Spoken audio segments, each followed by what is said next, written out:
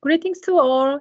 So I'm here today to share with the information to help you with maneuvering the interview questions. So I understand that there are 3 questions that were raised for the Unhcr, and I'm here to share with you so that it can help you in preparing your job interviews in the future. So the first question on the opportunities are scarce for candidates who have less than 3 years of experience. Would internship be considered as working experience? And can internship be added as part of the working experience? A very good question. So as a simple and straightforward response, in the UN Secretariat and obviously in the Unhcr, 1 or more internships held during the same time is recognized, but at the maximum 50% rate of full-time work. So other UN family organizations like UNICEF or UNDP, UNESCO may have some different requirements though, but apart from the normal recruitment process, there are other career options like young professional programs or junior professional officer program, United Nations volunteers program, and the consultancy jobs. So all these experience you might have as an intern will also help, but remembering the 50%. So as students or the fresh graduates with little or no work experience, joining our internship program or applying for the young professional program may be your entry points.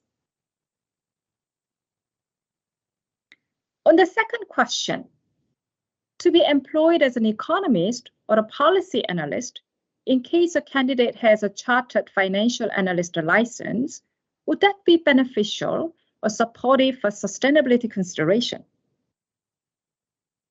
So it really depends on the job opening requirements and the nature of the work entailed. Some hiring managers may put it as a desirable criteria or a mandatory criteria. When you see as required, it means that will be the minimum criteria. It will even mean that it's disqualifications if you don't have that experience. If it's a desirable criteria, you will have an advantage if you have that experience.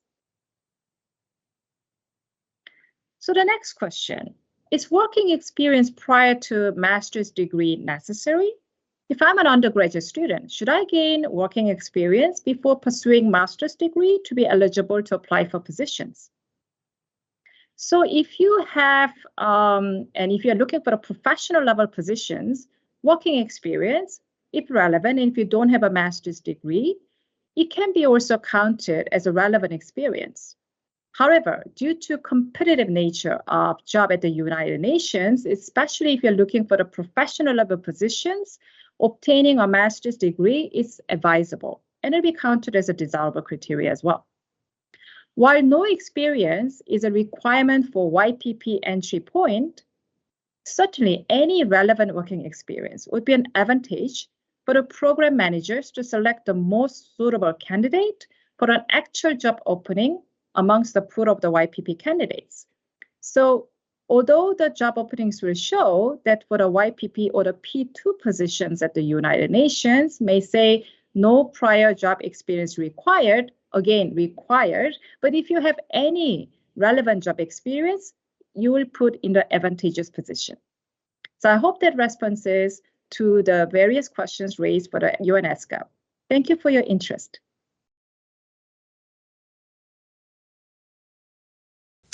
Hello, this is Jean-Luc, and it's a pleasure to be with you again. I hope you have listened to my previous presentation and that it was useful. We also have a few minutes to answer some of the questions that you asked in advance, and I would like to thank you very much for that.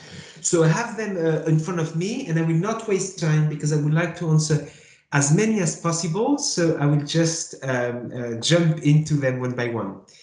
Someone is asking whether they has heard that the UN has undergone a hiring freeze due to COVID-19, and in particular UNDP. This is not true. At least to my knowledge, we have continued hiring people in the course of 2020 and 2021.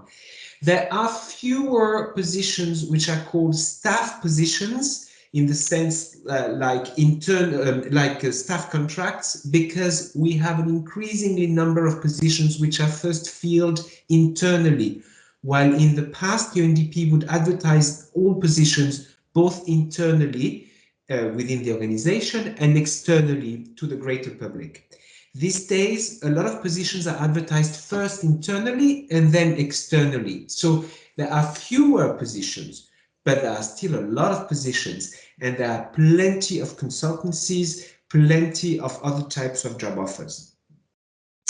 Someone is asking whether working at a lower level, for example, a local staff, general service staff, is beneficial when applying for professional positions or international positions in the future.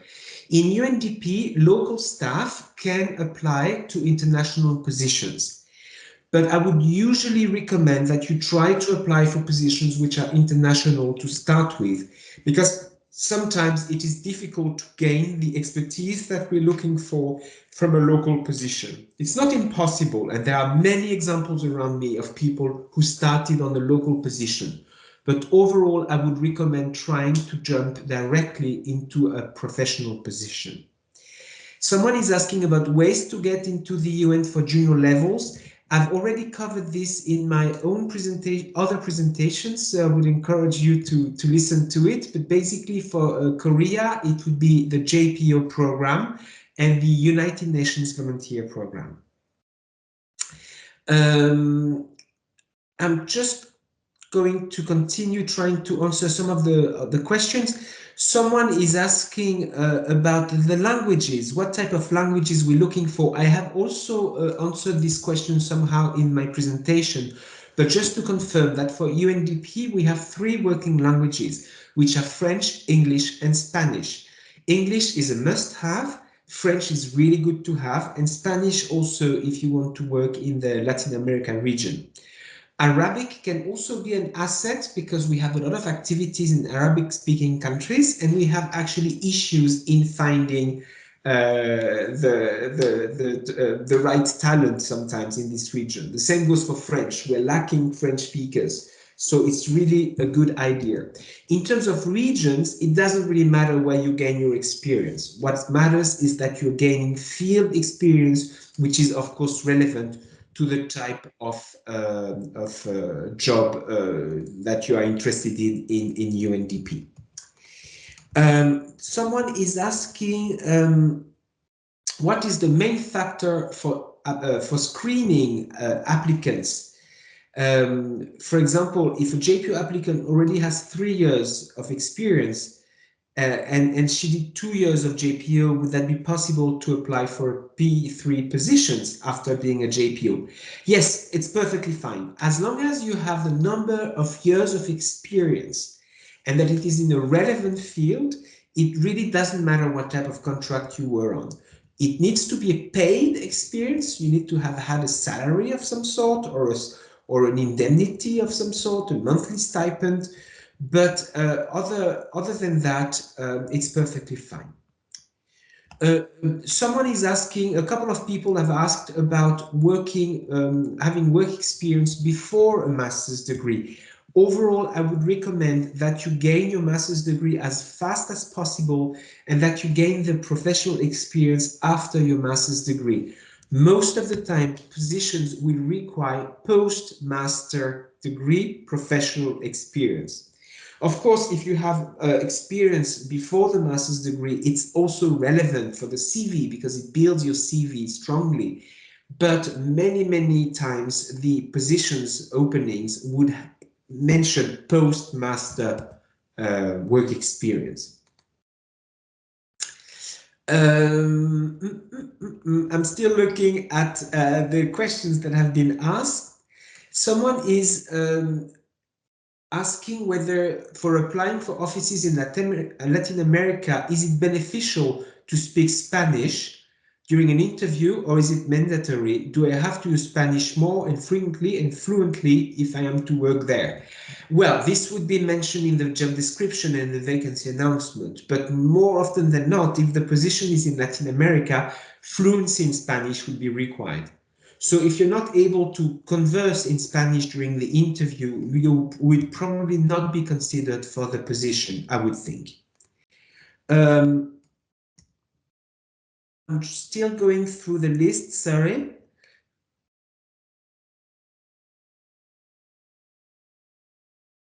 Oh, sorry, I'm getting a bit lost. Someone is asking for UNDP to be employed as an economist or policy analyst. Would having chartered financial analyst license increase the chances of being employed? Actually, not really. Chartered financial licenses and accounting licenses usually are required for positions which have to do with finance or accounting in the organization. So in other words, operational positions. But positions where you do provide advice to governments or to local community on these questions would rather require profiles of people who understand, project development, project management, and of course, on the topic of poverty reduction and economy. So in other words, such a chartered certificate would not be needed. Someone is asking about top graded universities. I would say it doesn't really matter. Of course, if you come from a very high level university, it will catch the eye of the recruiter, and it shows that you are, of course, a hard worker and bright person. But down the road, the university does not really matter. What matters is what you do with your diploma. And after a few years' time, we hardly look at the type of university. We check that it's a valid university, of course. But what we look at is the professional experience you're showcasing in your CV. I still have time for two more questions. Someone is asking that they heard that there were more than hundreds of applications. So how do we reduce the number of applicants? And if we read all applications one by one? The first screening would not be done by a human. It would be done by the computer, which will look at the must-have requirements from a position and against the CV of the candidates. So if it says you have to have 5 years of experience and you only have 3 years of experience, you would not be considered. If it says French is required and you haven't listed French, you would not be considered. That allows us to reduce quite significantly the number of of applicants against one position. And then we start looking at each application one by one, but rather fast.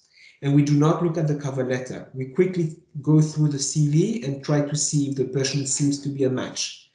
And then we go even more deep, and then we take some time to read carefully the CVs of the remaining candidates and check their cover letter as well. So it's in different phases, and the closer you get to the final list of candidates we would like to invite for interviews or for written tests, etc., the more time we will spend in reviewing the applications. I will have to stop here for the sake of time, but I hope my answers were fine and of help, and I wish you all the very best in this career fair once again. Thank you.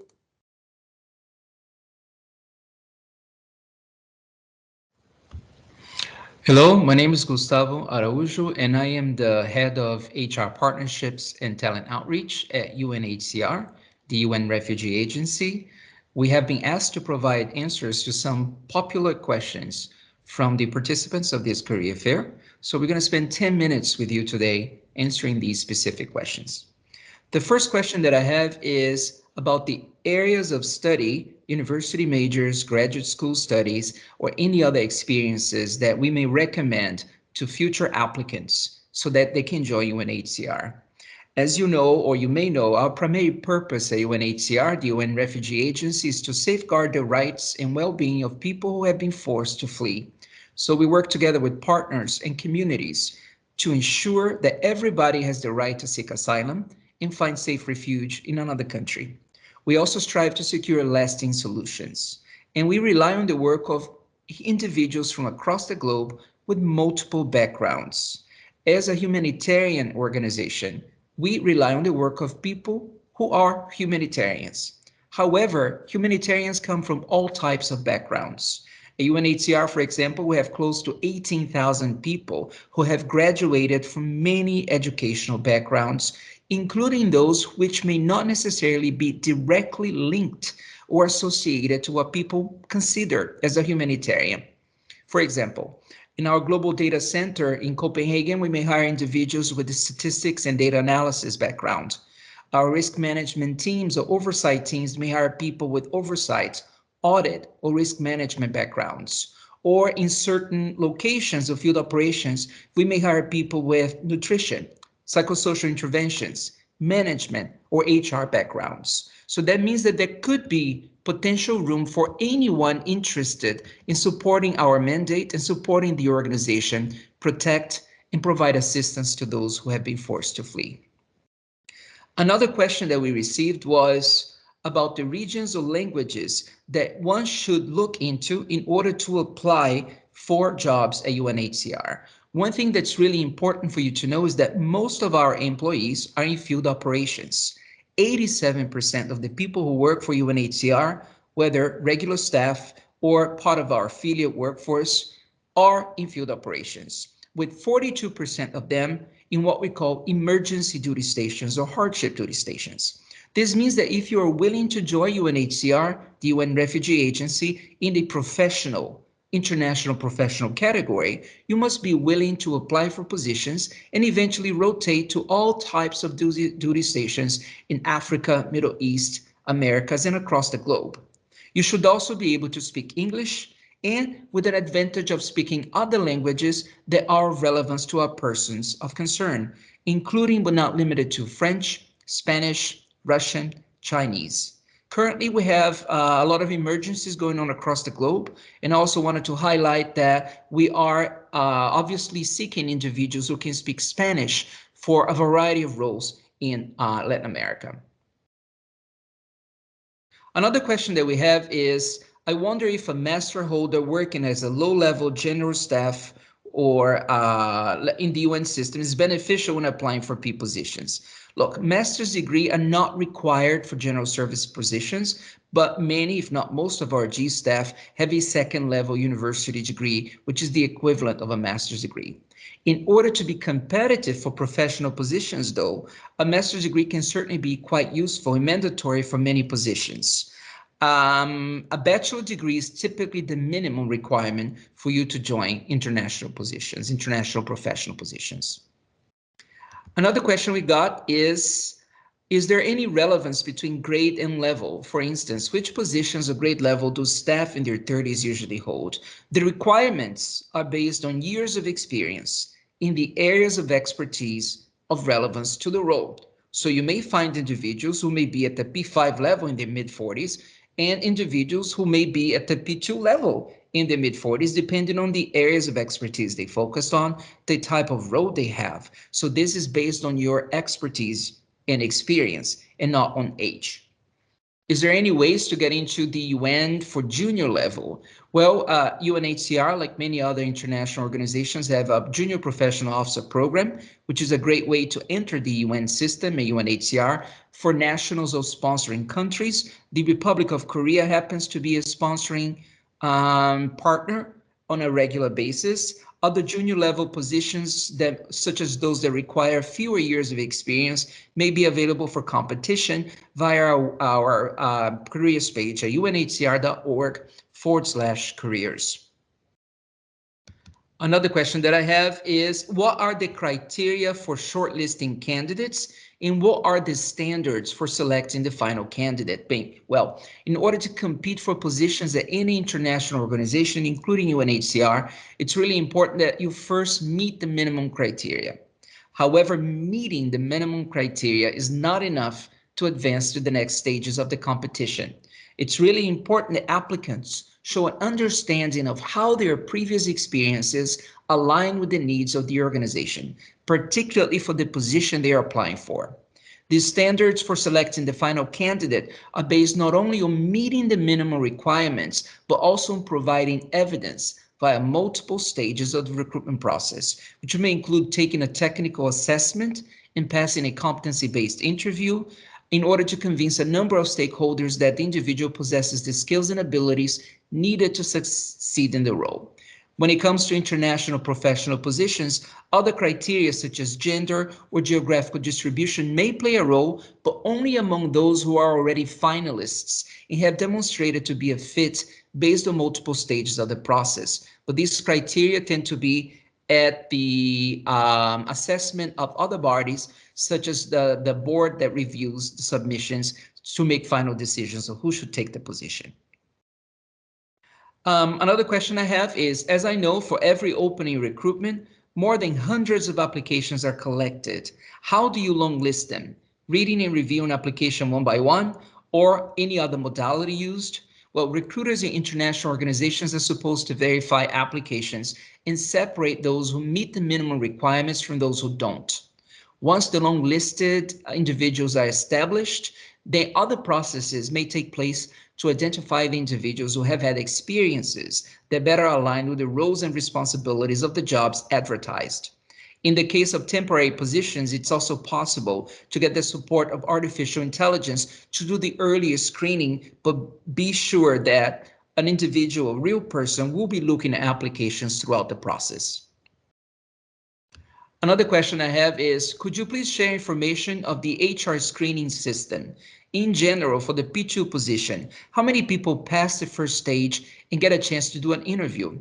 Well, passing the screening is one of many steps of the process. The number of individuals who pass the minimum requirements may vary from position to position, with most popular positions being in between the P2, particularly the P3 level, receiving the highest number of applications. If it is within a niche area of expertise, could be in the hundreds. If it is in a more broader type of opportunity, it could be thousands or more. So it all depends on the type of position you are applying for in your area of expertise.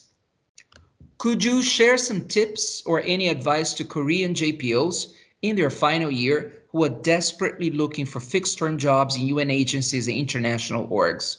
Well, I would say that at UNHCR, the rate of conversion from JPO to other types of contracts, including but not limited to fixed-term, is around 70%, but that doesn't guarantee anything, right? There's no guarantee that someone who's done a JPO will find another position within the organization, because one must go through a competitive process. So I would recommend you focus on applying where we are most needed, particularly in hardship field operations, and obviously developing proficiency in other languages like Spanish, French, or Arabic can go a long way in helping you stand out.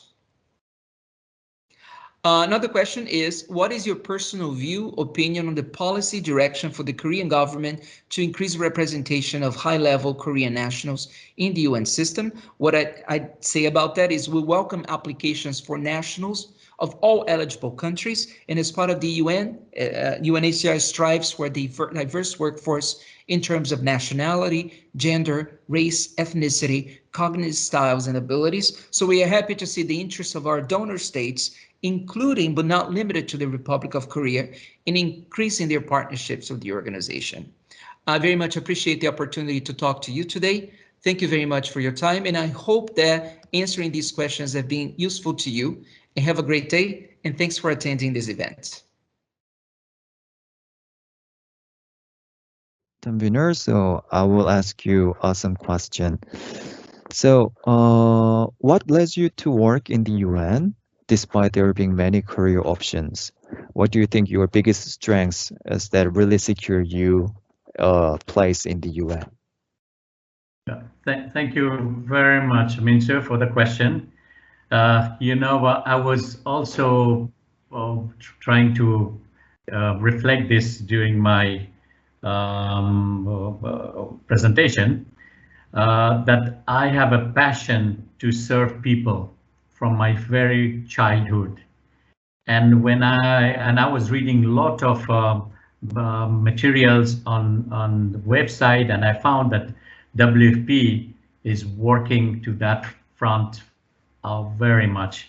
And I have realized that Yppyp always put people that we serve and employ at the center of everything. And from that, perspective, I thought of, getting a job with World Food Program. So it's the passion and the way WFP treats the beneficiaries who are struggling in work striking areas. That really attracted me to apply for World Food Program. And also when I joined WFP, I realized that it's not only looking after the people they serve, but also the people they employ. They take care of their entitlement, benefits, and also the well-being. So that motivates me to get into World Food Program. And I'm sure other UN agencies also have the same vibes. Thank you. Okay, thank you so much. So second question is a bit general. So is there any ways to get into UN system as a junior level? Yes, I mean the first entry point I would recommend if you want to get into UN is the internships. Internships are a great way to get into World Food Program. And once you get to know the job, and you go back to your university and complete it, get some experience, and come back to work with WFP, and it becomes a lot easier for you to get into the system. Over. Okay, thank you so much. And then next few questions are about some selection and screening criteria that WFP has. So please note that there are some redundancy. Yeah. So next questions is, what are the criteria for shortlisting candidates, and what are the standards for selecting the final candidates? Okay. The criteria for shortlisting of candidates, it's clearly defined and outlined in each vacancy announcement. If we advertise a position, it is clearly indicated what are the selection criteria, how many years of experience you require for that type of job, particular job, your educational requirement, language proficiency, all of those will be stipulated in our vacancy announcement. And our processes usually include a technical assessment and a panel interview. So once these are met, we review the candidates' performance and we shortlist them. Under the long list, there could be hundreds of applications. Then the shortlisting can be done all the way to, say, almost like 10 to 15. And then from this 10 to 15, we call them for interviews. And during the interviews, we further shortlist and we maintain 3 to 4 top ranked candidates to be selected. Over. Okay, thank you. And then next question is what is the main factor of applicants' document screening? So also as a JPO, if a JPO applicant already has a 3 years job-related career and he or she did 2 years of JPO, would that be possible to apply P3 job after JPO? Okay, we have different criteria for each level of professional contracts from P1 to P4. So for a P3, we need 5 years of professional experience. So as for you to apply for a P3 position. So if you are a JPO and having 2 years of experience, you may not be qualified for a P3 position unless you continue with the JPO for the 3rd year and complete to a total aggregate of 5 years to apply for a P3 position. Okay, thank you. And also, I guess you already partially answered this question, but we got a question like, as I know, for every opening recruitment, more than hundreds of applications are collected. So how do you long list them? So reading and reviewing application one by one, or is there any other modality you use? Okay, no, thank you for the question. In WFP, we have applicant screening questions to ensure the candidates meet the criteria outlined in the VA. Our recruitment vacancy announcement, it goes through the e-recruitment platform. We have an electronic recruitment platform, and there are some screening questions. We call it automatic disqualifier. So it is all linked to the VA.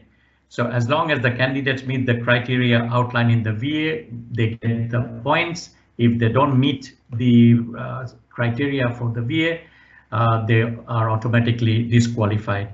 Our human resources staff does review each CV that meets the minimum requirements in order to do the long listing. If everybody meets minimum requirement, if we have 500 applications, we will still consider them under the long listing. Over. Okay, thank you so much. And again, about the HR screening system. So yeah, so could you please share information of the HR screening system? But maybe you can also give some number in this question, like in general, for the P2 position, how many people actually pass the first stage and get a chance to do an interview? Okay, thanks for the question. We have applicant screening questions to ensure the candidates meet the criteria outlined in the vacancy announcement. As I mentioned earlier, that our HR staff does review each CV that meets the minimum requirements. So the numbers of candidates that move to the technical assessment really is case by case, depending on the number of applicants. As a standard practice, we interview 3 to 6 candidates maximum, because this is a process and we need to identify the best talents, the top talents to be interviewed after the shortlisting done. So maximum between 3 to 6 candidates are interviewed. Over. Okay, thank you so much. And yeah, in this question is from some JPO. As you may know, there are some JPOs for WFP as well. And could you share some tips and any advice to Korean JPOs in their final year who are desperately looking for fixed-term jobs in other UN agency and international organization? Okay, thank you for this question.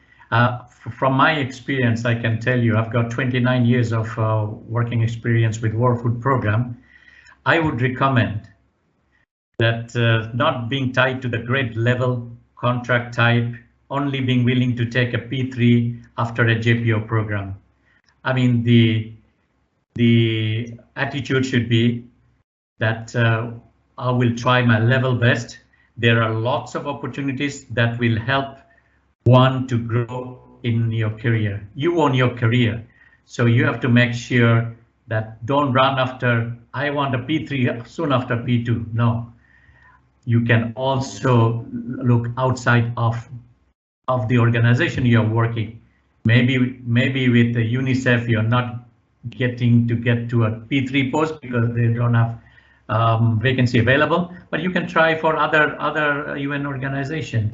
Not only UN organization, you can also apply for other, like World Bank, then other private sectors, and then you can come back and get your experience consolidated and come back and apply for the position that you desire in order to meet with the years of experience required for that position.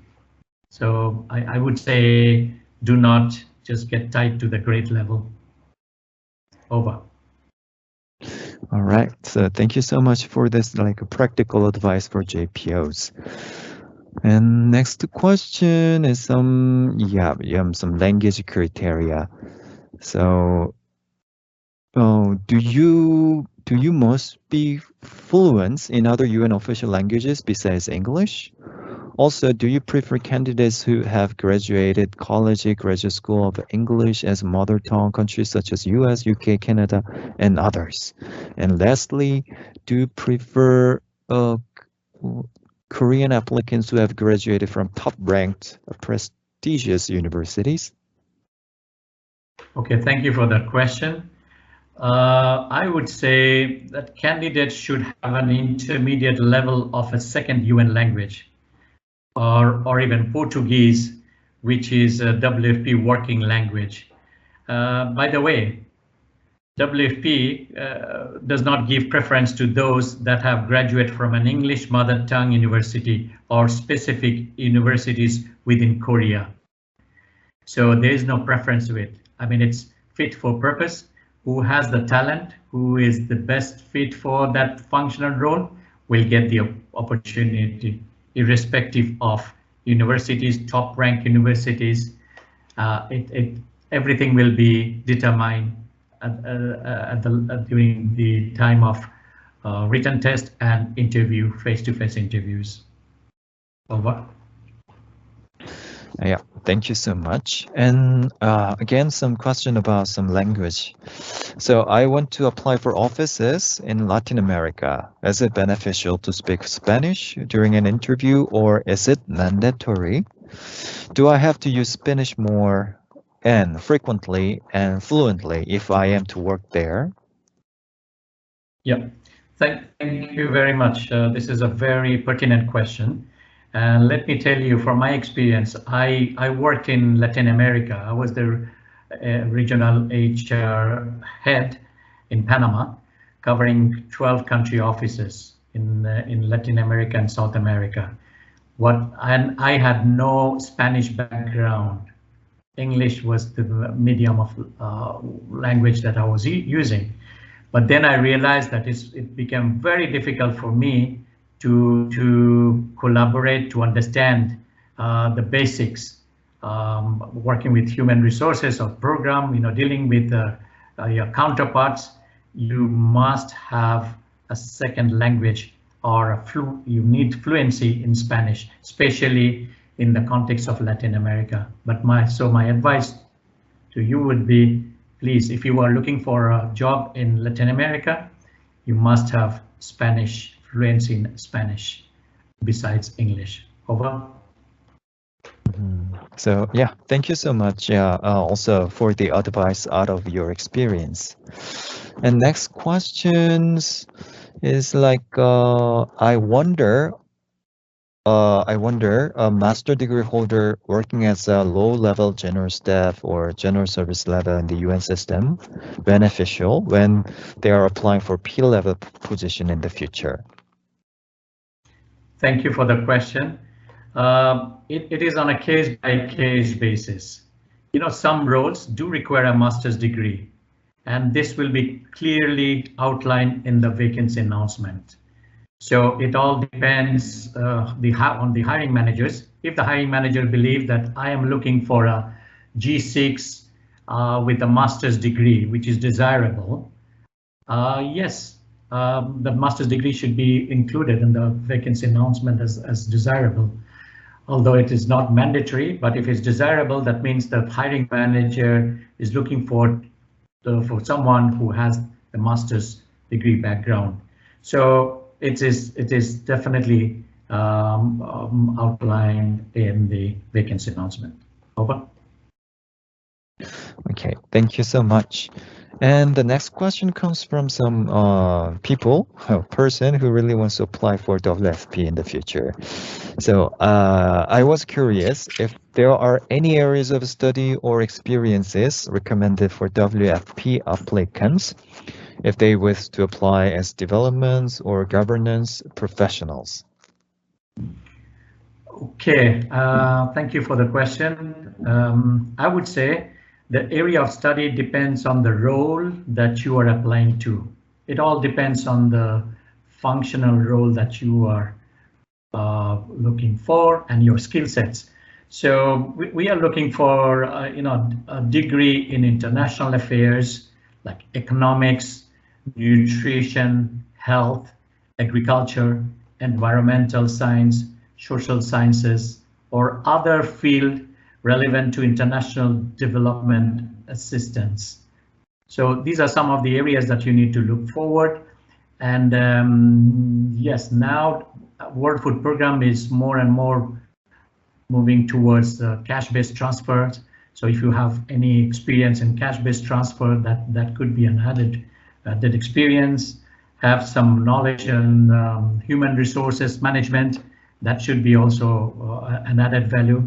So this I can say from my own experience dealing with several curriculum vitae and vacancy announcements.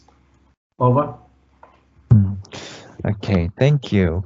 And last but not least, so it's someone heard that I heard that UN had undergone a hiring freezing starting from 2020 as an effect of COVID-19. So I was curious to whether this hiring freeze has been currently lifted for the UNs in particular. Okay, thank you for the question. You know, despite the COVID environment, I can speak on behalf of World Food Program. WFP is not in a hiring freeze. COVID has affected whether roles may be based in an office or remote working opportunity. So that's the only difference. In some countries, still they are struggling with the lockdown situation. In those cases, maybe they are unable to travel to the country office, but they're allowed to work from home remotely. But the recruiting freeze is no longer there. We are recruiting on a daily basis. So there's no recruitment freeze for World Food Program at this juncture. Over to you, Minso. Yeah, thank you so much, Mr. Rahman. So yeah, so we really highly appreciate for your presentation and answer for this question collected from those who are interested in working for UN in their future. I really believe that yeah, your presentations and advice and answers are really helpful for them. Thank you so much. Yeah, thank you, Minsu, and thanks to everyone, for giving me the opportunity to talk about careers in WFP and also to answer some of your questions.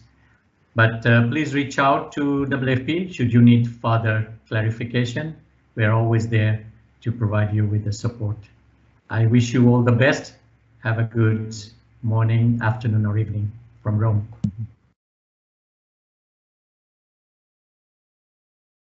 First of all, welcome to this Q&A session. My name is Mariana Granja. I am a Human Resources Assistant at the International Criminal Court, and I'm going to answer the questions that you sent. Let's start. First question. Could you please provide exemplary job careers and experiences required for non-English speakers and non-common law states applicants, including Korea, to apply for the ICC and or other law-related organizations? So the International Criminal Court looks for highly qualified candidates from a broad range of fields, not only lawyers. We offer opportunities to candidates with experience in finance, administration, communications, human resources, procurement, IT, security, and many other fields. With regards to the language requirements, English and French are the working languages of the ACC, and it is mandatory to speak at least one of them fluently. More information about language requirements can be found in the description of each vacancy announcement. Which internship and work experiences would you recommend for Koreans who are non-legal experts or current law school students who are interested in applying for the ICC in the future? What were some professional experiences that successful candidates possessed? So, as we mentioned before, the court is hiring a wide range of qualified professionals with a large variety of careers, from finance to IT and from human resources to administrative assistants, for example. Each successful candidate profile is different. The selection for each position is made by a selection panel, which looks for a candidate who meets the requirements of this given position. Are there any other international organizations besides the ICC which employs legal experts? Yes. There are many other international organizations that employ legal aspects. Some of them are in The Hague, like the International Court of Justice or the Residual Mechanism for International Criminal Tribunals. Others are spread around the globe and mainly belong to the United Nations family. I want to know whether there will be vacancies for Korean nationals in the JPO program next year, preferably as a legal officer position. The announcement of JPO vacancies depends on the request of each donor country. Following the request of Republic of Korea, the ICC announced a vacancy announcement for an associate legal officer earlier this year, and we are currently finalizing the process. The new Korean JPO will join the ICC in early 2022. We highly encourage you to always check the ICC website for new JPO vacancies.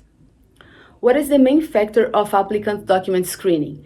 If a JPO applicant already has 3 years of job-related career and he or she did 2 years of JPO, would that be possible to apply for a P3 job after the JPO?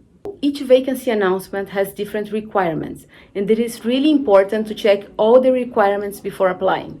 Experience as a JPO is considered as work experience, as long as the experience acquired as a JPO is relevant to the position that the candidate is applying to. As I know, for every opening recruitment, more than hundreds of applications are collected. How do you longlist them? Reading and reviewing applications one by one? So, all applications are carefully reviewed by the Human Resources and the selection panel, and the most suitable candidates are invited to the following stages of the selection process. Could you please share information of the HR screening system? In general, for the P2 positions, how many people pass the first stage and get a chance to do an interview? So, each recruitment process varies, and we are not in a position to give you a generic reply. But as you can see from our previous answer, the most suitable candidates are invited to the following stages of a selection process. What is the most recommended way for lawyers to apply to the UN Office of Legal Counsel or the ICC? What are the chances of being able to work full-time, not contract, for those cases? All applications to the International Criminal Court should be submitted through the ICC e-recruitment system, regardless of the position. We would like to invite you to access the ICC website and see all the open positions, the requirements and deadlines, as well as the type of contract. Positions at the court are usually on a full-time basis unless otherwise listed in the vacancy announcement. Could you share some tips and any advice to Korean JPOs in their final year who are looking for fixed-term jobs in other UN agencies and international organizations? So we always encourage JPOs to keep checking our website and look for job opportunities. The experiences that they have acquired during their years as JPOs at the court will certainly add value to their future job applications within the ICC and in the UN system in general. Does the ICC only recruit people who have legal backgrounds, like lawyers? How long can you work with the ICC? And what is the difference between the ICJ and the ICC, and why are all of them located in The Hague, in the Netherlands? So the International Criminal Court recruits staff from various backgrounds. Of course, we have many job opportunities to people with a legal background, but we also need highly qualified candidates with experience in finance, human resources, communications, administration, IT, security, or even librarians, and many other fields. The duration of your placement at the ICC will depend on your contract. Some contracts can be extended several times, while others have a time limit. With regards to your last question, the International Court of Justice, ICJ, is a civil court that hears disputes between countries, while the ICC is an international criminal court that prosecutes individuals charged with the gravest crimes of concern to the international community: genocide, war crimes, crimes against humanity, and the crime of aggression. Both are indeed located in The Hague, the Netherlands, the city of peace and justice. Do you have to be certified as a lawyer attorney within your country to join the ICC as a P-level employee? Each vacancy announcement has its own requirements. For all P-level positions, at least a bachelor's degree is required, as well as a certain level of relevant work experience. It is not always mandatory to be certified as a lawyer attorney within your country to join the ICC. However, if admission to a bar is required, this will be specifically listed in the respective vacancy announcements.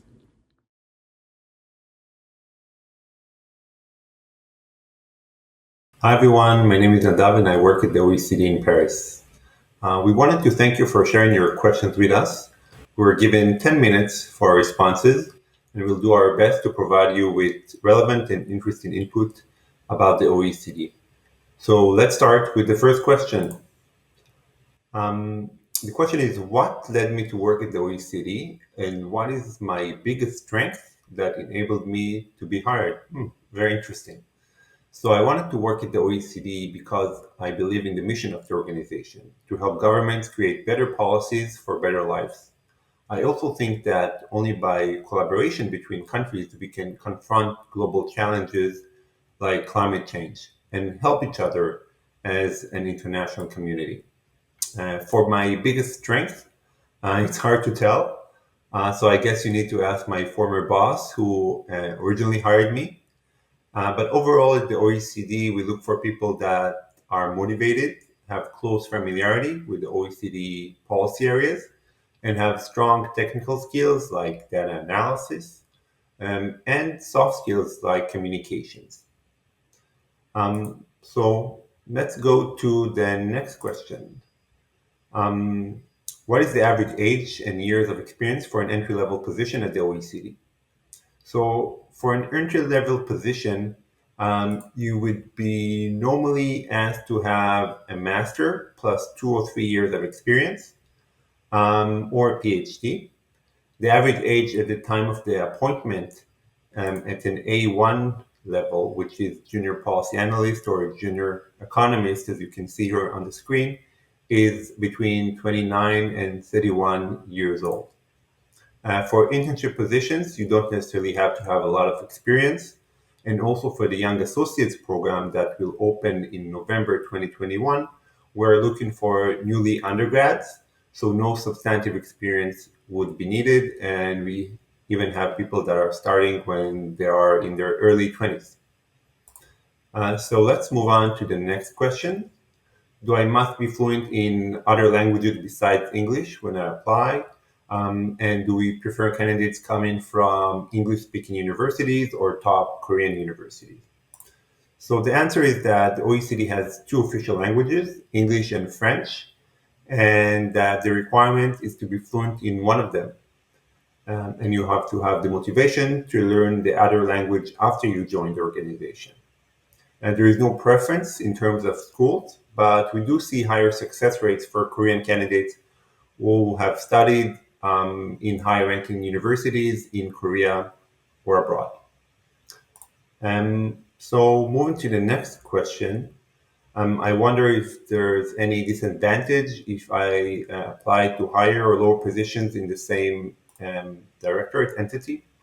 So our recommendation is that you self-assess and try to make sure that your profile closely matches the job requirements, and that we would not recommend that you apply to roles that are much more senior or much more junior from your profile and level of expertise. What we do recommend is that you try to find a relevant position to have a good matching in terms of experience and level. But however, in general terms, there is no problem to apply to different positions, even in the same OECD directorate. I hope that made sense. So for the next question, we are asked, what are the criteria for selection and how do we do the long listing? So for each role, there are requirements in the job description that is published online. And what we recommend is you do this self-assessment before applying and pay attention to 3 things. One, that you have good familiarity and understanding of the policy area. So this is more about the technical skills. The second thing is that you meet the core competencies. And we have the OECD core competencies framework online. So you just Google it and you'll be able to find the document. And this includes things like communication, drafting skills, and so on. And the third point is to have high motivation for the role. When it comes to screening, first we use what we refer to as pre-screening questions to make sure that you're an eligible candidate, that you meet the minimum requirements. And this is part of the application. Then those that are eligible, will be reviewed by HR professionals. And after using different assessments like self-recorded interviews, written tests, and the last point is basically the panel interview, we'll basically make a shortlist and rank candidates and identify the best one. So we basically assess you throughout the different selection stages and then offer the positions to the best candidate that met all the requirements and performed well. So pretty normal, I guess. And we have another question about JPOs, if they can apply for higher roles, and basically what are the different elements that we look for. So at the OECD, if you match the job requirement, you can apply to any role, regardless if you were or currently is a JPO. For your information, the OECD opened one vacancy for JPO every year, and for 2021, it was in our tax center. And we also follow the JPO, the Korean JPO program instructions, and shortlist candidates after they have gone through their English fluency test and ensuring they are meeting the requirements set by the program. So this is all from my side. And now I will hand over to Chawan for additional questions. Thank you. Hello everyone, I'm Chaewon, and I'll be answering the rest of the questions within the 10 minutes we have. So the first question is, what is the difference between the JPO program and the Yppyp, Yap programs? What are some pros and cons? We have the points in the table here. As you can see, the JPO program is funded by Korea, who decides on specific roles the JPO will be assigned to in the OECD. The OECD usually recruits one Korean JPO per year. In comparison, the Yap is open for all OECD member nationals and usually includes 6 to 10 positions every year. The Yap is fully financed by the OECD, and the profile-wise, we seek Korean JPOs. Usually we seek those with a master's plus 2 years of relevant experience, as opposed to the Yap, where we look for recent undergrads with limited experience. Moving on to the next question.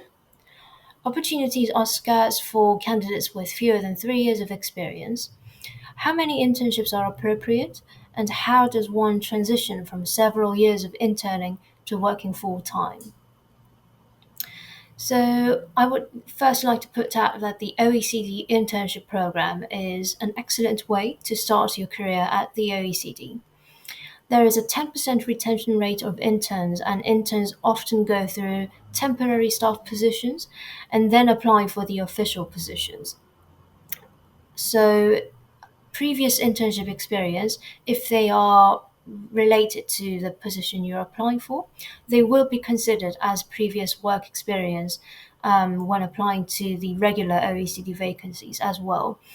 So if you think about that, if you have several internship experiences, it would almost equal to the 3 years of experience, which would be enough to get you through the entry-level regular OECD vacancies. Next question. To be employed as an economist or policy analyst, would having chartered financial analyst license significantly increase the chance of being employed? We have a few points up here as well. My immediate answer is that the license is not a minimum requirement. Depending on the role, this would be seen like other professional qualifications. But my main point is make sure that the job requirements closely match your profile. On the slide, you would see academic background and professional background. So read carefully through every bullet point and make sure that your profile really matches every point in the job description. That is far more important than having one more qualifications. Next question is, could you share some tips and any advice to Korean JPOs in their final year who are desperately looking for fixed-term jobs? Several advices. First one is to network. Really try to network from the first day of your arrival at the OECD, not only with the people in your team, but even with people outside your team, if possible. And my second advice is look for relevant opportunities way before the end of your assignment. As you know, the recruiting process within the OECD can take up to several months. Hence, if you start looking for a new opportunity, let's say around 1 or 2 months before your assignment's ending, there is a possibility that the new process might not be completed before your contract goes to the end. So try to look for the new opportunities as fast as possible. And third advice is apply for the positions. Just searching for the positions would not take you anywhere. So if you think you are well qualified for the position, go for it. Next, and the last advice would be to be proactive and discuss this with your manager. Seek their support to be retained and ask if they know on other openings in a different team or even in different organizations maybe. So don't limit yourself to the team or the organization that you're working in, and try to cast a wider net to look for the opportunities that goes beyond where you belong now. Last question is, what is your personal view or opinion on the policy direction for the Korean government to increase representation of Korean nationals in international organizations?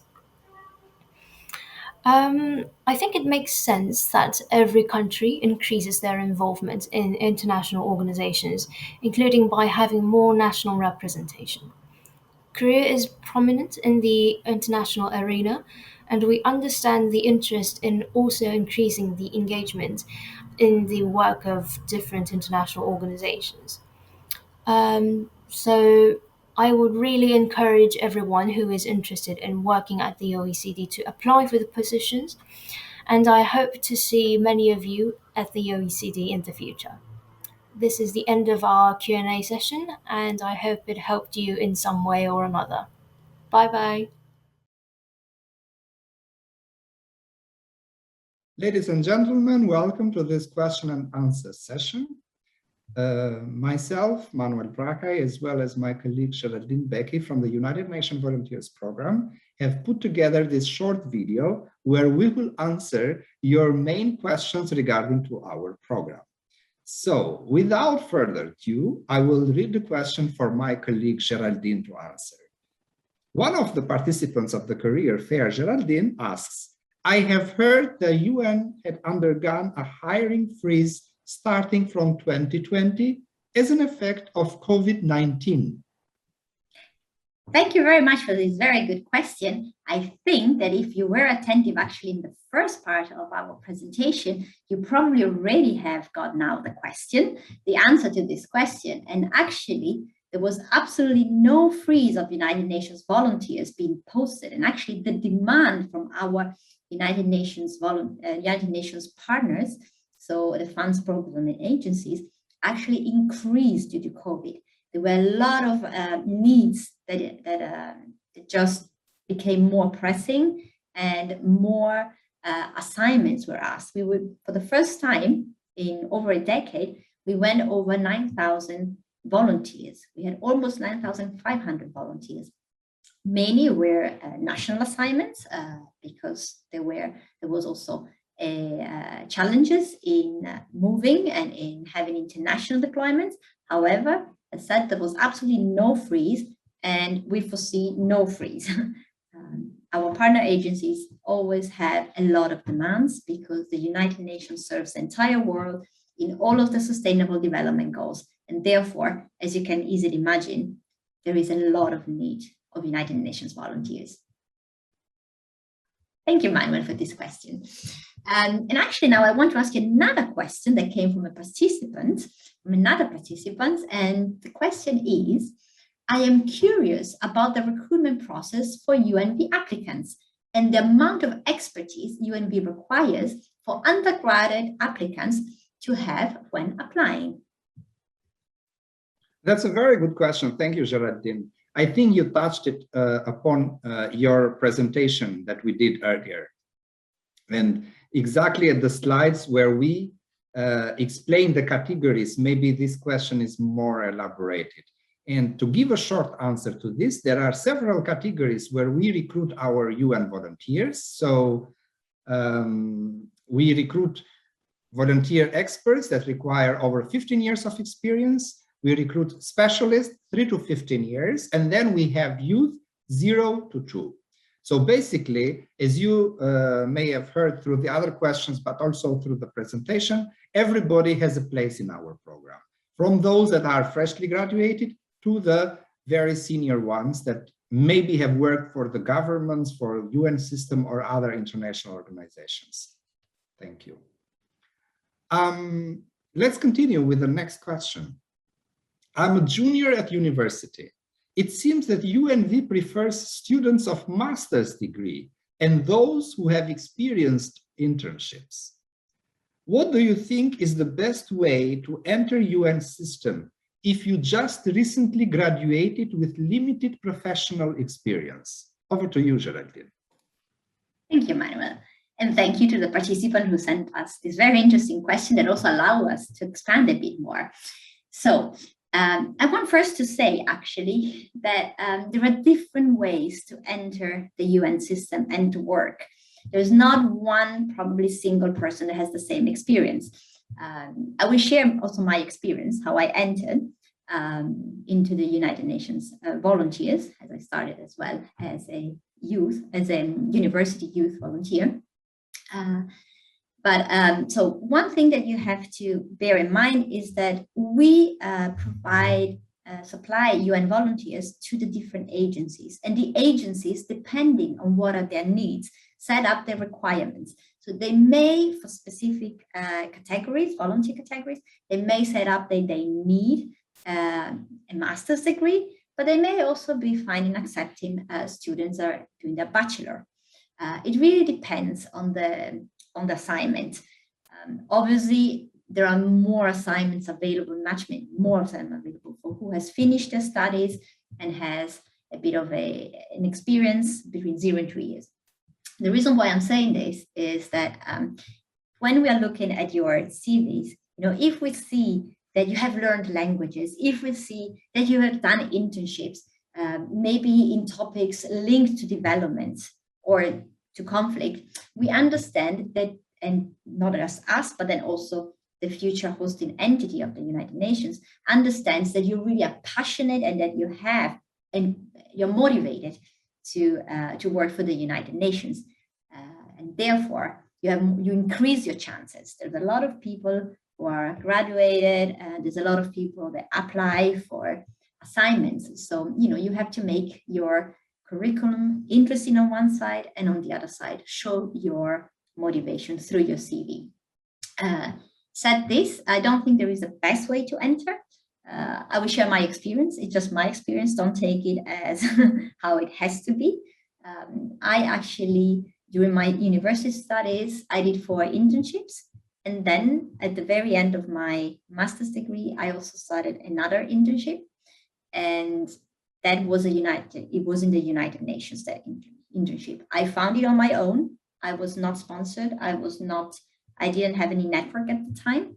And then from there, I applied to United Nations volunteers, and probably as I had a master and as I had also experience in the topics of, in this case, human rights, I was then selected for a human rights related development assignment. So, but said this, you shouldn't think that there is a best way, and also look at the specific assignments and see what the specific assignments in which you are interested and where you think you can bring something, where you fit best. So I hope I answered actually your question. And I want to ask now, a related question to Manuel, and it reads like this. What led you to work to the United Nations and international organizations, despite there being many career options? What do you think your biggest strength is that really secured you a place in the UN? Thank you, Manuel, for sharing your experience. Thank you, Geraldine. It's a very good question, actually. And if I think back 20 years ago, at that time, or maybe 25 years ago, I was freshly graduated. And my first work experience was with the Red Cross, with the National Red Cross. I'm a national of Albania, so I started working with the Albanian Red Cross, and I got to know more about project management and working with, people coming from different cultures, working with beneficiaries. There was also there the embedded element of volunteerism. So I think I was lucky to have been given this opportunity. And then one day I see this advertisement. At that time, it was in a newspaper, local newspaper, that they were looking at UNDP for, so there was a vacant position. And in all due honesty, I applied just by chance. I didn't think twice. And I said, let me put forward an application. But I remember very well that when I did the application at that time, and of course, at that time, the applications were submitted by paper, not like electronically what we see today. I remember that I contacted a couple of my colleagues, and I asked them to have a look at my application and to give me feedback, like, what do they think about it? And then, surprisingly, I got shortlisted, and they invited me for, I remember the first was the written test. So that increased my interest and curiosity in terms of, doing more homework. So I started reading more about UNDP and what they do and what are their programs and so on and so forth. But again, when I went to the offices and when I saw so many applicants, I was less and less sure that I would get the position. You know the feeling. And again, to my surprise, they invited me for an oral interview. And what I did at that point in time, I again contacted several colleagues of mine, including some friends, telling them about this opportunity. And with a couple of them, I even started practicing, like what I would say for the given questions. At that time, actually, it wasn't yet the time to have like what we have today, the competency-based interviewing technique. The questions of 20 years ago were slightly different from what interview panels ask today, but the principle remains the same, that there needs to be preparation before going to an interview. Now, to ask me what was my biggest strength at that time, maybe languages, because I had studied languages, but I am also aware that many other people were equally able in languages as I did. So I think my real biggest strength at that time was my dedication and commitment to prepare in terms of making the application as well as presenting myself in an interview. And why not? I would also say that there is a small portion of fatalism when it comes to finding the right employment. I don't want to give an impression that you leave everything to the chance, but I also believe that one needs to be at the right place at the right time. And maybe that was my case to a certain extent also at that time. So yeah, that was it. Thank you, Manuel, to having shared your experience. Maybe I can briefly also share my experience. It's a totally different experience, mine. So you will see how there are many entry points and many different approaches, actually.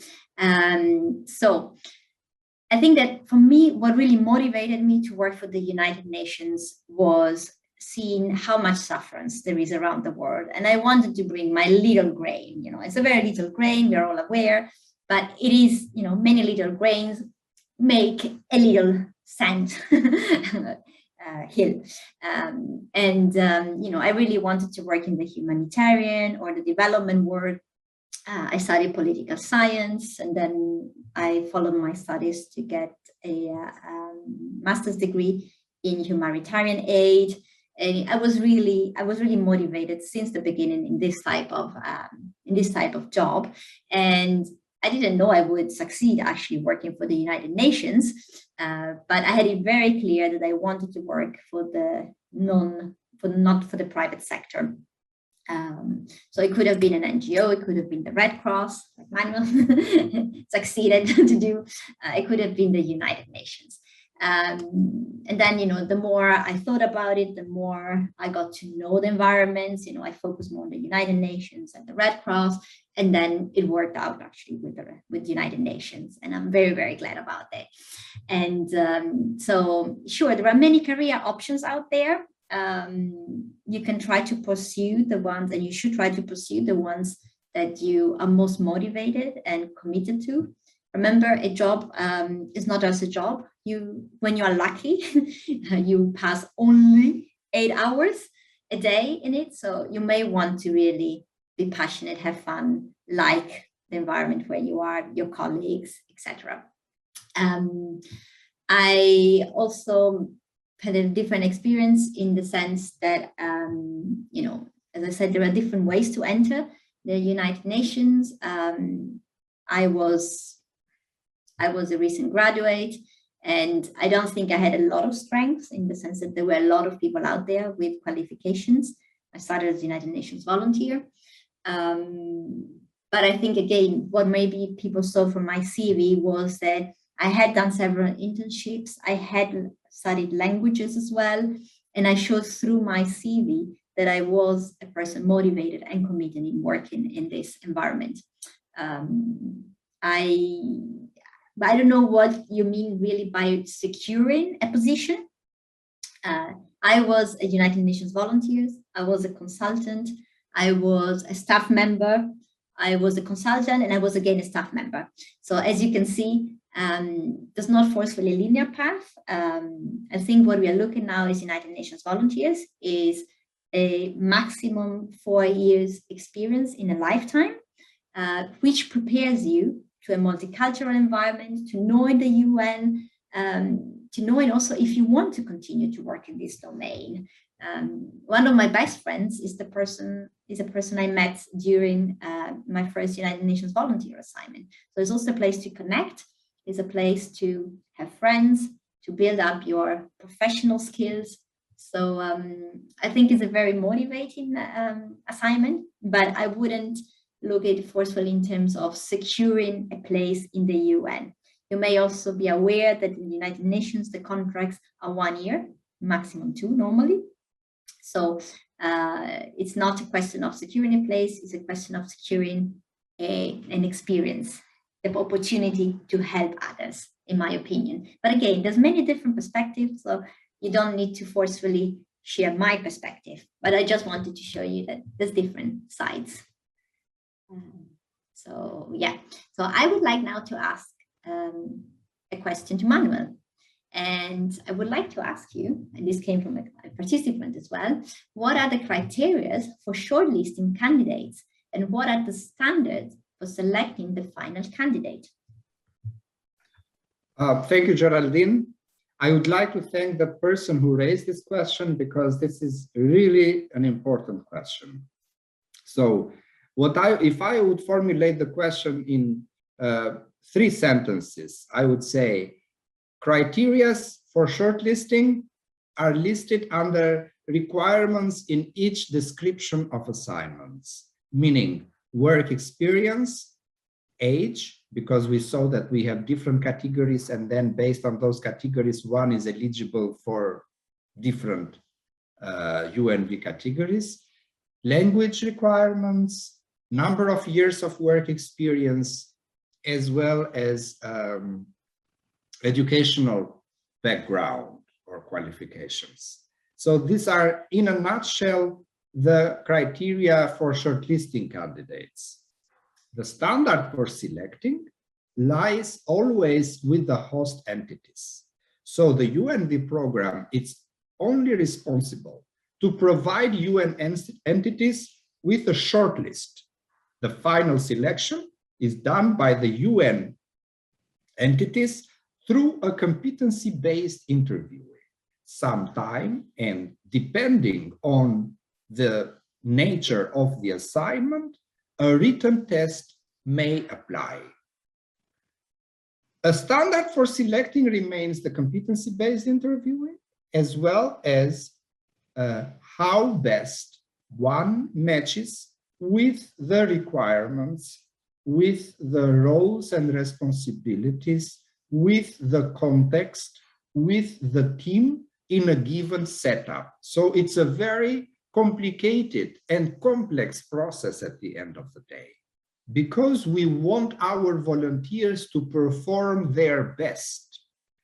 And this is why we rely on competency-based interviews, panels that are informed of 2 to 3, sometimes more people who really evaluate all the skills and the competencies of those applicants that are put forward at an interview. This said, again, the competency-based interviewing is the method that one needs to be familiar with in order to give their best during that interview. I don't know if I answered your question, Geraldine. It's not my question, but I think you did. Thank you. Thank you very much, Geraldine. Another student asked, I would like to know about the qualities the university students should possess who are interested in the UNV youth and specialist programs. Thank you very much, Manuel, for this question. It's also a very interesting question. And I think that now you might be able to already have some elements to answer yourselves, actually, this question. And it's because we recognize that university students have less experience than other persons who have finished their studies. We have developed a specific category for university volunteers. So you don't need to have any specific standard of the specialists or of the youth volunteers in order to become a university UN volunteer. So this is the good news. What you can do during obviously your university studies is to build up your curriculum so that, as I was saying before, you show once you will apply maybe for youth or specialty programs, you will have built up your CV in a way that it becomes interesting and it sticks out of the many other CVs of people that will be applying for the same assignments. I said, now if you're a university student, you are not qualified to apply for a youth assignment. But maybe in 1 or 2 years, or in 2 years, when you have some internships or some professional experience, then you will be able to apply for the youth assignments as well. So I hope this answers your questions. And I would now like to ask another question to Manuel. And the question that was sent from a student is very interesting and says, as I know, for every opening recruitment, there are more than hundreds of applications that are collected. How do you longlist them? Reading and reviewing applications one by one? Or do you have any other modality that you use? Very interesting question. Obviously, we do not have the capacities, the human resources capacities to read one by one, sometime 100, but sometime even 500 applications for one position. This said, we have created our systems in a way that they support us in this important task. And embedded in our systems, we have elements of taxonomy, elements of artificial intelligence. We use the keyword search to, to arrive at a shorter long list. We use eligibility criteria, all of those that we spoke so far regarding age, regarding number of years of work experience, regarding languages spoken, availability dates, and so on and so forth. So our systems are as such that assist us in arriving at a manageable long list. And usually our recruiters would see between 15 to 30 final candidates in their long list, and then they will go into the manual work of going one by one and benchmarking and comparing among those that come closer to the requirements, who are those 3 to 5 who should be brought in the attention of the host entity. Thank you. And now it's my turn.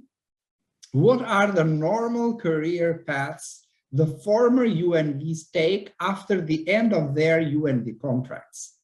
Is the UNV experience considered as a professional working experience in the UN? Thank you very much for this very interesting question. It's not an easy question to answer because obviously volunteers, after they have finished their assignment, will not come back to us and tell us what happened to their lives. However, we do have some elements to answer this question. So, first of all, yes, indeed, the experience that you accumulate as a United Nations volunteer is considered and should be considered by agencies as a professional experience. You are covering a very important position within the assignment, within the agencies, and they do recognize your experience as UN volunteers.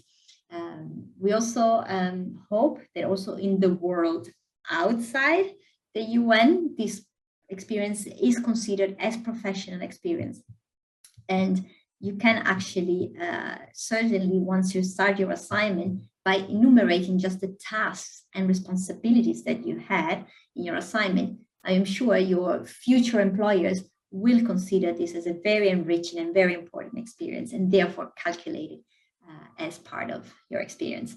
Another element that I want to share with you is that we conducted in 2020 a study to see a bit about the career path of our former fully funded volunteers. These are volunteers that are sponsored by a specific government in general, or other partners, but in general governments. And it's very interesting, but you know, of the university volunteers that we managed to interview, 50% was still working in the areas of peace and human security and humanitarian assistance and development cooperation. So that means that 50% of the students still continued to do this. When it comes to the specialists, we saw it was 70% actually of the respondents that were still working in development or humanitarian cooperation. And in both cases, we had 94% of the respondents who said that a volunteer experience helped them in the subsequent employment opportunity and with their careers. So we're not speaking as United Nations volunteers here, we're speaking as former volunteers, right, who said this. So I think you can definitely trust what they were saying, that it was a useful opportunity and that, you know, they then managed to use this experience with their further career steps. It's also interesting to see that 20% of those former volunteers were then employed by their governments, which is quite also a remarkable figure. Other ones on and work still for the UN, or they work for an NGO, or they work for a governmental organization, or for a university, etc. But you know, most of them remained in specific domain. So I think this is an interesting data actually to share with you. So I hope I answered actually your question, and I would like to ask something to Manuel that is very important in this globalized world, and what does it mean? And it's, is fluency in another UN language beside English a must? Thank you, Geraldine. Well, it all depends where you are applying. For example, typically in Latin America, the working language would be Spanish.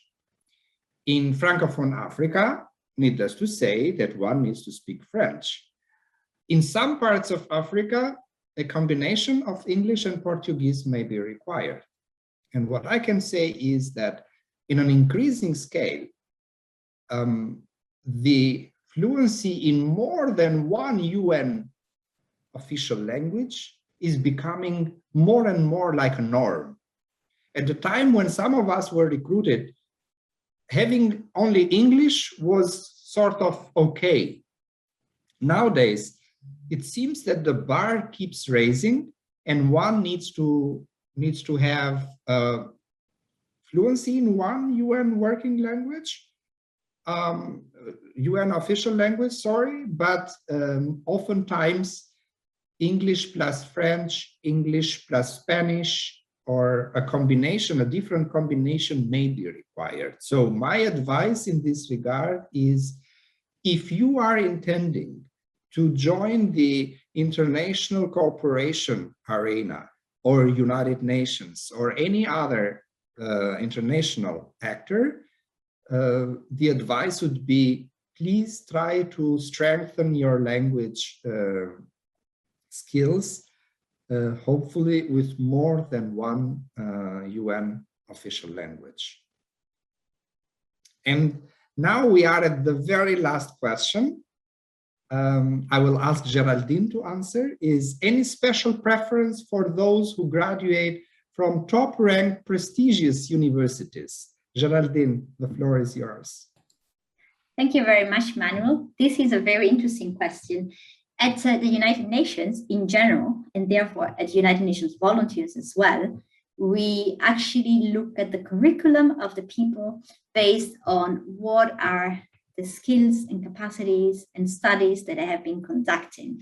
The United Nations is a transparent and democratic recruiter, and therefore, we don't want to make any discrimination based on how many means, for example, you may have had to go to university, or if a university, a prestigious university, exists or not actually in your country. And this is also a different perception from one country to the other, obviously. So while we do not make any difference on the origin of the university of a graduate, it does make a difference when we look at your CV. What are the languages that you have learned? What are the skills that you have? What have you shown in your CV on which we can understand your motivation and your skills and abilities to conduct that assignment that we are publishing and we're looking somebody for. I also believe in what Manuel was saying, it's a lot about being at the right time in the right place. It also helps. There's a lot of candidates out there, but think always, how can I make my CV interested and tailored and relevant for that assignment that I am applying to? I don't want to discourage people from, conducting studies in any type of university, because we really believe in the preparation of the people. That if they have studied and have a degree and showing their CV, for example, that they have, again, languages or particular internships done, etc., this is what counts most. And then obviously, I think this comes for a university assignment, but then once you become a youth or a specialist, what becomes more and more increasingly important is what is the professional experience that you have actually, rather than your university of origin. So this, I think that I want to wish every single candidate that is interested today in applying to United Nations volunteers assignments, whether it's university, youth, specialists, experts, I want to wish everybody good luck. It's a very exciting opportunity, and I think that you're also very, very lucky because you have a government which supports United Nations volunteers assignments, and this also increases chances of being able to have such a rewarding and unique experience to work in the UN system, also in your case as a student or a recent graduate. Manuel, I don't know if you also want to chip in. I think you said all, Geraldine. For me as well, it was a pleasure. I look forward to some of the students or some of the participants of this career fair to join us through LinkedIn, to continue the conversation there. If there is any questions that we, for the sake of time, were not able to answer here, I'm sure we will have other opportunities. We will stay connected, and we wish you all best of luck. So, bye-bye. Bye, and thank you for your time. Bye.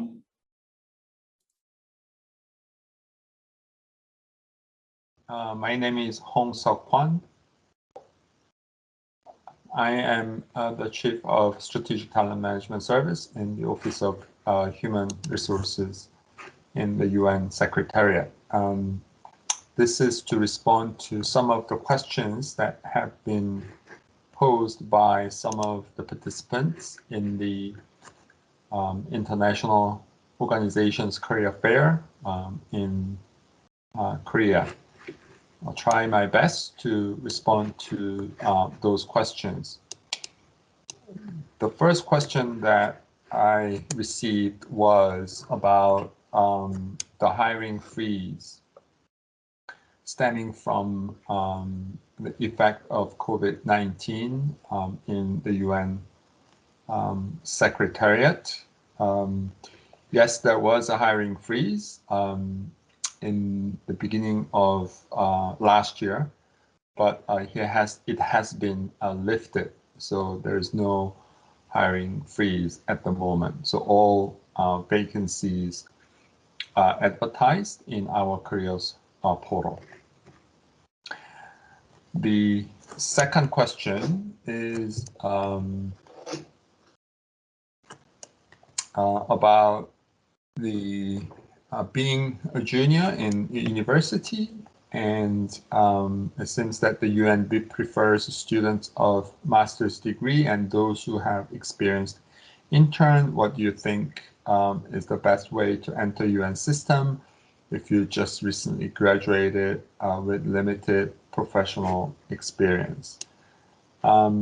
Response to that question is one option is to apply for any internship programs, which will enable you to get a sense about the work environment and type of work in your area of interest in a UN organization.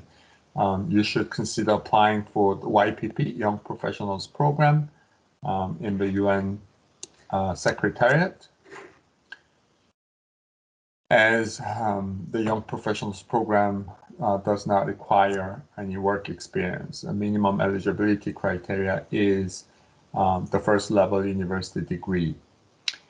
Alternatively, the Junior Professional Officer Program is also available for Koreans. Yes, it is organized by the Ministry of Foreign Affairs, but it requires a couple of years of professional work experience after your graduation, though. But you can try to aim for that. And also UNV, UN Volunteers program, has different program categories, and you may wish to look into the UN volunteer or youth volunteer program if you are younger than 26 years old. I hope that answers your question. The next question is general staff in the UN versus program officer in government organizations. Which experience would be better when aiming for UNV, JPO, or P-level positions in the long run? I do believe that the experience as program officer in government organizations would be better in general, and any experience in a public sector, NGOs, or even in the private sector is certainly beneficial I do believe it's a better experience than having experience as general service staff in the UN. And there is also a limitation from general service to professional category in the UN Secretariat. You have to pass the G2P exam as part of the Yppyp exam to be eligible for P2 positions in particular. So you have to keep that in mind for moving from general service category to professional category in the UN Secretariat. Next question is, it's a general question. I wonder, a master holding working as low-level general staff and GS level in the UN system beneficial when applying for P-level positions in the future? As I just mentioned, that in the UN Secretariat there is a limitation from for jumping from GS to P positions unless you resign from the general service position. You have to pass the G2P exam as part of the Young Professionals Program exam. So, you have to keep that in mind.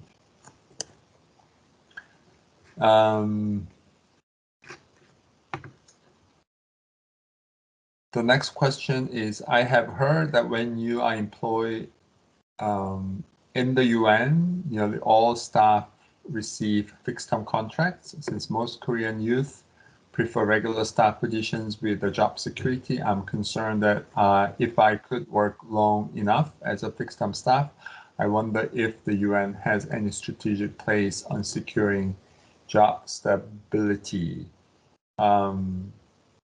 Yes, any staff member getting the first employment with the UN gets a fixed-term appointment, including a Young Professionals Program. But after 5 years of continuous service, you will be eligible for continuing appointment. Now, for Young Professionals Program, after 2 years of fixed term, you will be eligible for continuing appointment following the successful 2-year appointment as Young Professionals Program. So I hope that answers your question.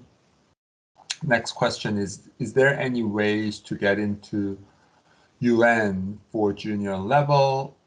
Again, we do have various programs that attract talent at the junior levels. Young Professionals Program is obviously a very established way of getting into the UN Secretariat at the junior level, at the P2 level.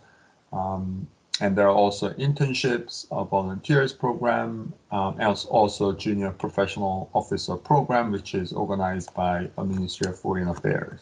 So please visit our careers portal that will provide very detailed information about job opportunities at the junior level in the UN Secretariat.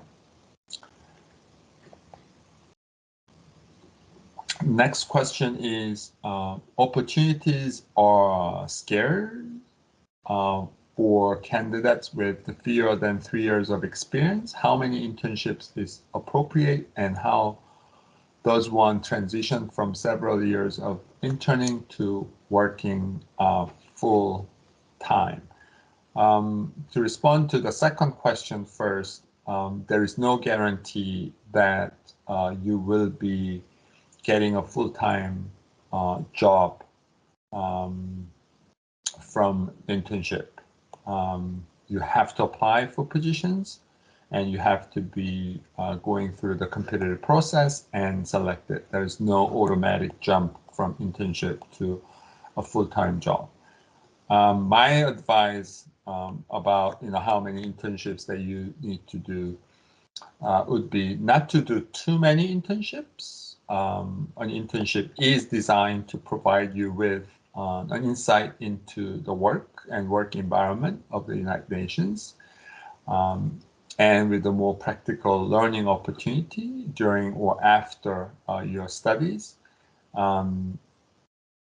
But I would not advise to have too many internships just to increase the chance of getting hired. Sometimes it can it can be counterproductive, and may raise questions as to why one has done many internships without getting a full-time job. So from the perspective of acquiring some experience in the UN working environment, internship can be beneficial, but perhaps not too many internships.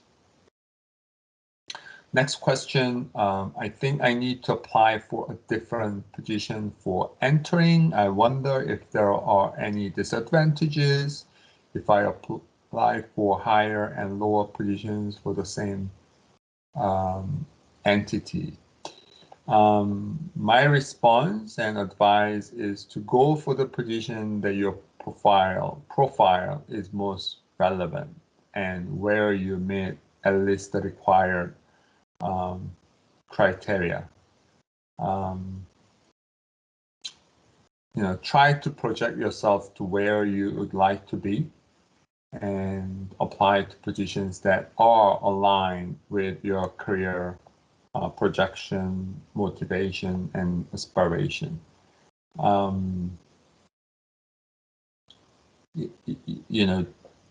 It's all about what you want to do, right? And where you want to be. What is your, career goal? Does the UN meet your career goal? It may not. You should not try to get a job in the UN just for the sake of getting a job in the UN, because the UN looks good, the name looks good. No, I would advise against it. If you really want to work in an international organization, yes, UN can be an option, but there are many other options for, working in an international organization or international setting. So then you should ask yourself as to what is your career goal and what you want to do. So I hope that answers your question. Next question is there any possibility that the Green Climate Fund could be included in the JPO program? I think it's really up to the Ministry of Foreign Affairs if they want to include Green Climate Fund as part of the JPO program for Korea. Next question, I'm Korean, non-US citizenship holder. Could I be employed as a G-level staff at the UN headquarters? If yes, would I be able to apply for visa? The GS staff in the UN Secretariat in New York are recruited locally. You have to have a visa to work, but I do believe that you can actually acquire a G4 visa if you are successful in getting a job as a GS staff member in New York. It's not easy, but you can always try to compete. I hope that answers your question. The next question, what led you to work in the UN and international organizations despite there being many career options? What do you think your biggest strength is that really secured you a place in the UN? Good question. I joined the UN Secretariat through the National Competitive Examinations, currently Young Professionals program. I really wanted to work in an international organization. I lived in Africa for a couple of years during my university study, and that's where and when I experienced and witnessed how the UN works and how UN contributes to the peace of the world and welfare of the people. So I really, dreamed of working in an international organization. After graduating from university, and I worked in the private sector for 4.5 years. I was actually preparing for working in an international organizations, and national competitive recruitment exam was given to Korean nationals, so I took it, I passed it. I was lucky enough to work in the UN. I think some of the attributes that helped me in working in the UN and sort of be successful in the UN in a way is working hard, working harmoniously with other team members, being proactive in seeking opportunities where I can contribute, I can add value, not waiting for work to come, and listening the views of others. Some of the attributes that I believe have helped me be successful in the UN. I hope that answers your question. What are the criteria for shortlisting candidates, and what are the standards for selecting the final candidate? Criteria for long and shortlisting, the required skills, qualifications, and knowledge base, and experience, and sometimes the desirable criteria on certain experience, certain skills. Especially the applicant pool is large, and it's very competitive. Often, further assessment related to substantive knowledge of the candidates are conducted to establish shortlist. So again, it's all based on the responsibilities and duties of jobs, and qualifications, experience, education, skills and knowledge requirements all play a role, and when there is a large number of applicants, then we go through different ways of screening out, including written assessment, and sometimes pre-recorded video interviews before conducting competency-based structured interviews. Next question: what are basic qualifications, abilities, and competencies to get in the UN? Then language requirements, again, education, experience, language, skills, knowledge, in a relevant area, all part of the requirements to fulfill to get a job in the UN. And our job openings provide details as to what those requirements are. Sometimes it can be lengthy, and each job opening provides what competencies are required. So, before submitting your applications, you have to review the job opening very carefully and determine whether your profile, fulfills those requirements, and if you really want to work in that position. So, please review job openings very carefully before committing to submit your application. Next question: what is the main factor of applicant document, application screening? If a JPO, junior professional officer applicant, already has 3 years of experience related to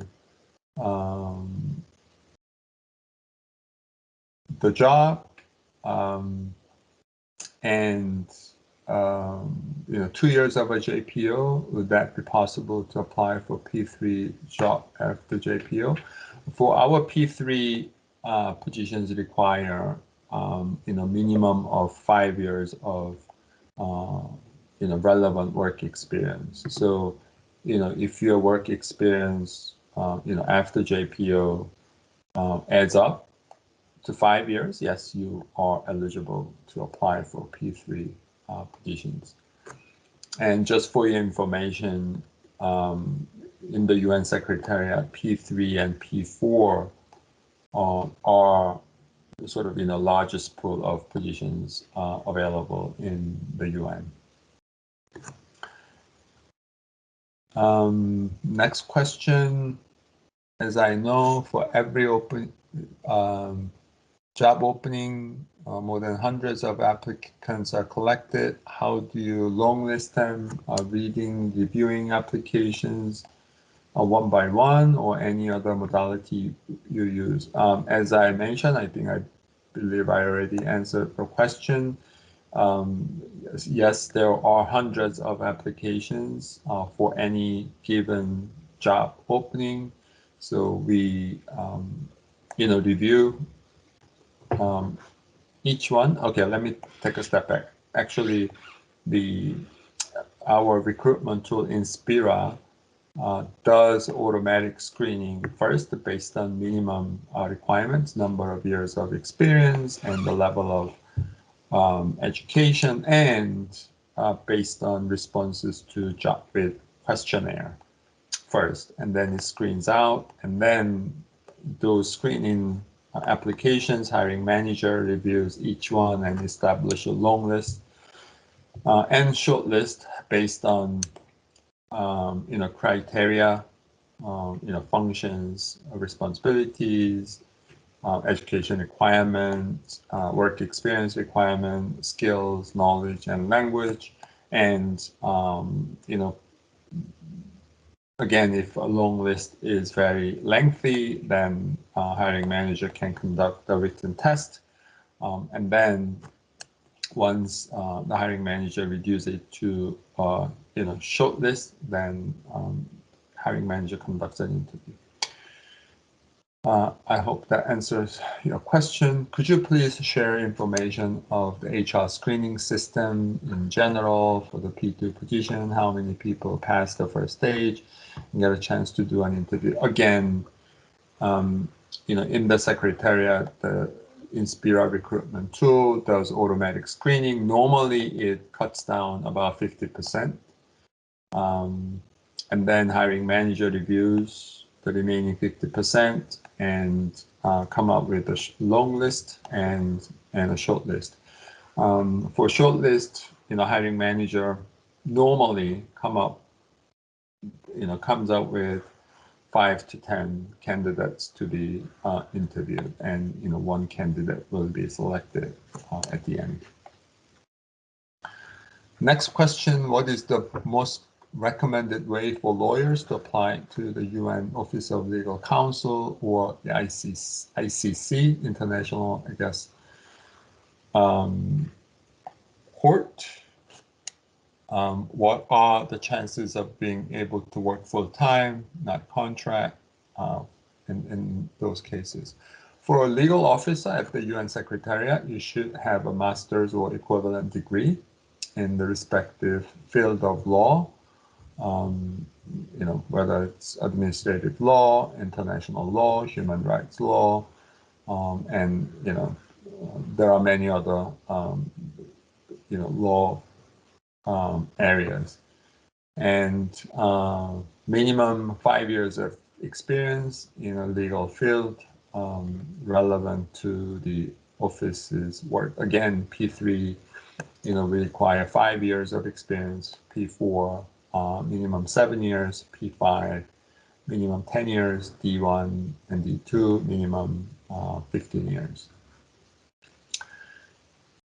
Could you share some tips and any advice to Korean JPOs in their final year who are desperately looking for fixed-term jobs in other UN organizations, who are trying to survive within the UN system after the JPO program? My advice would be to, stay open for any opportunities, including temporary opportunities, and apply to them. And leverage the network of people that you have established during the JPO, and consider other duty stations and other job opportunities in other UN organizations, and have a frank, honest conversation with your manager about your career aspirations, any possible, opportunities in the future. So it's good to, establish a good network of people, and be open for any, opportunities, including, temporary opportunities. Temporary opportunities, sometimes lead to regular opportunities. So, you should not, disregard them. Next question, what is the difference between the JPO program and the Secretariat's Young Professionals program? What are some pros and cons? JPO program is a program funded by the participating country. While you do have, staff member status, it is not a UN Secretariat full-time position, right? Once, normally 2 years of contract is completed, then, you no longer, work in the UN. Whereas Young Professionals program, would secure you a full-time job in the UN. It's a UN job. So, there is a clear difference.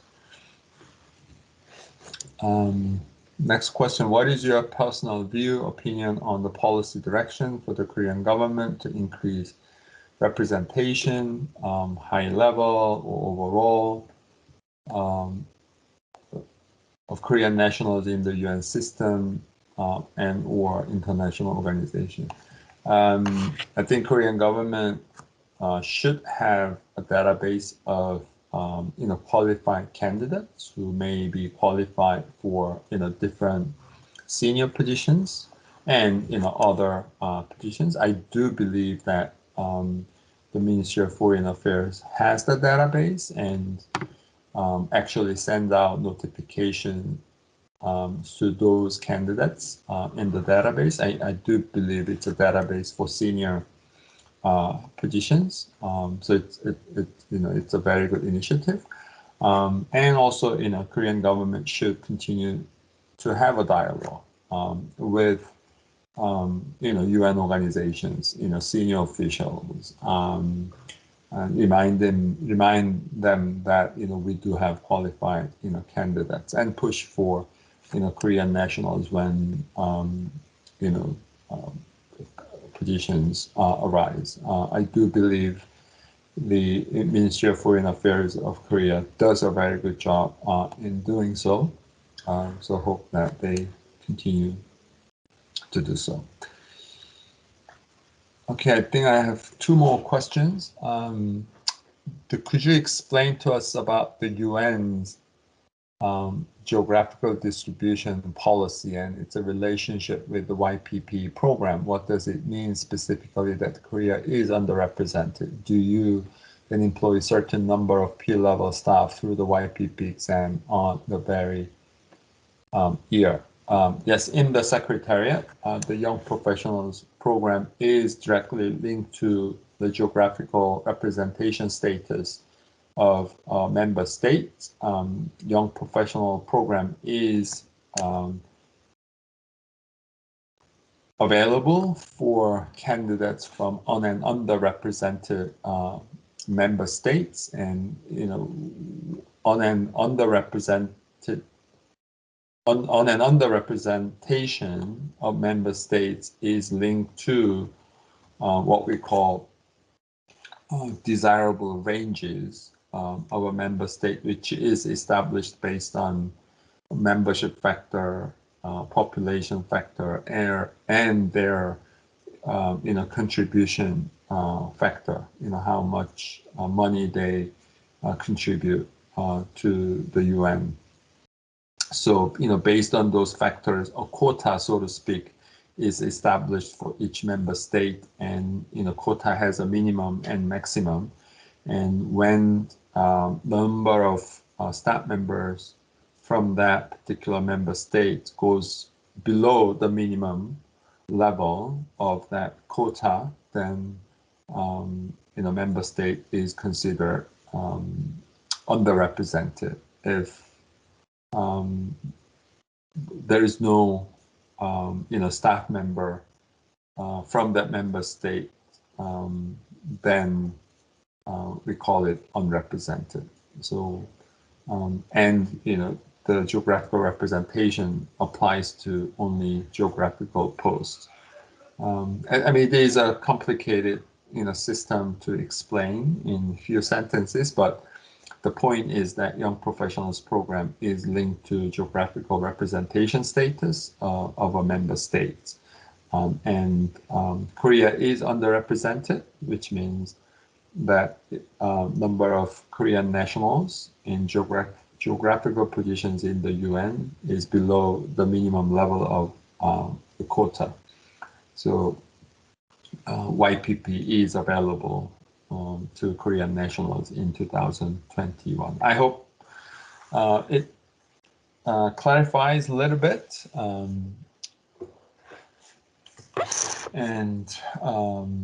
Yes, if you're interested, please apply to Yppyp exams. Last question.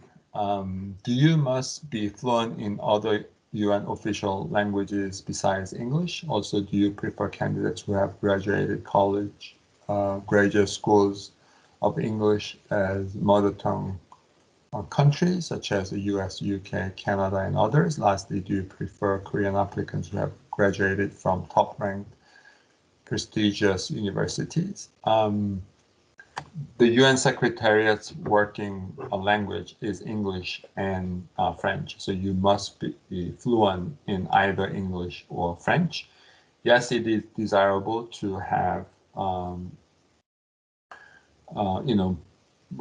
the language skills in, more than one, working language, again, which is English or French. Many staff members working in the UN do have multiple language skills, and if you also want to work in Geneva, it is preferable that you speak French as well.